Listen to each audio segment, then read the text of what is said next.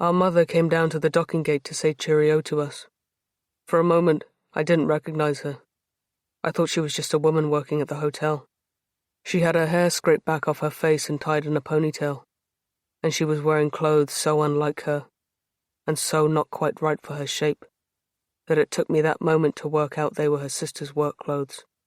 The uniform they made the women and girls here wear, white shirt, long black pinafore apron skirt thing. The men and boys who worked here got to look more casual. Their uniform was designer jeans and white t-shirts made of stuff that was better than what ordinary t-shirts get made of. The women and girls weren't allowed makeup or earrings or necklaces.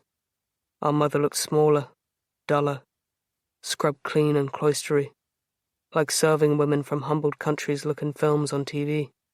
"How's she doing today?" Leif asked. "How long will she be ill?" my own sister asked. Our mother gave my sister a look for being rude. 2 weeks, Leif said. 3? As long as till September? The faraway word September hung in the air around us in the weird tradespeople space. My sister looked at her feet. Leif looked at the walls, concrete and stone, the huge lit candles in the glass jars burning pointless against the daylight. "Christ?" he said. He said it like a question. Our mother shook her head, nodded her head, nodded from one to the other of the 2 statues the hotel had on either side of the docking entrance, shook her head again, then put her finger to her mouth as if to smooth the place beneath her nose. Graceful, but really to quieten Leif and us. They were life-size, the statues, substantial white stone, shining. They looked churchy. They looked related, but they were separate. One was of a sad-looking, beautiful woman with a cloth round her head, exactly like a Virgin Mary with her arms cupped, open and empty, one hand upturned and her eyes downturned, closed or gazing down at her own empty lap, at nothing but the folds in her clothes. The other was the bent body of a man. He was obviously meant to be dead, his head turned to one side, his arms and legs meant to look limp, but the angle he was at on the floor made him look stiff and awkward, sprawled but frozen. Leif gave him a push, and he rocked from side to side. Our mother looked panicked. "Rigor mortis," Leif said. "So nowadays this is what passes for pity, and this is what happens to art when you think you can make a hotel of it." Our mother told Leif in a formal-sounding voice, as if she didn't know us, that she'd be in touch. She did a thing with her head to remind us about the cameras in the corners. She kissed us with her eyes, and then, like we were guests who'd been quite nice to her, she hugged each of us separately, polite, goodbye.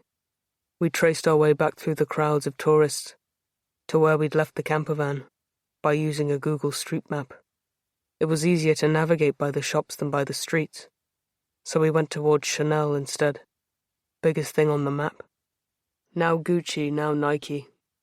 Strange when we finally found the far side where Alana's flat was, a place not even registering on Google as a place, that Leif got in on the driving side, because it was our mother who always drove.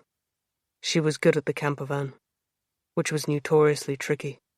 He was going to be less good, less sure of it, which is maybe why he made us both sit in the back, even though the passenger seat was empty. Maybe this was to stop us fighting over who got to sit up front. Maybe he just didn't want to have us watching him too close while he was concentrating. He turned the ignition. It started. "We'll give it a month and then we'll come back and collect her, whether Alana's job is still on the line or not," he said as we left the city. But it was a good thing. It was all in a good cause. Alana was our mother's sister. We had only met her once before, back when we were too small to know, and she'd been too ill for us to see much of her this time. But because of our mother, she'd keep her job, and we could have our mother all the other summers. We could learn from this summer that this is what family did, and what you did for family. And it was a very busy place Alana worked. It needed its staff. We'd seen that when we walked past the night before, trying to catch a glimpse of our mother working, and hoping to wave hello as we passed. We couldn't spot her. There were so many people. The inside restaurant full, the outside front courtyard restaurant full too, of people the like of which I had never seen, not in real life.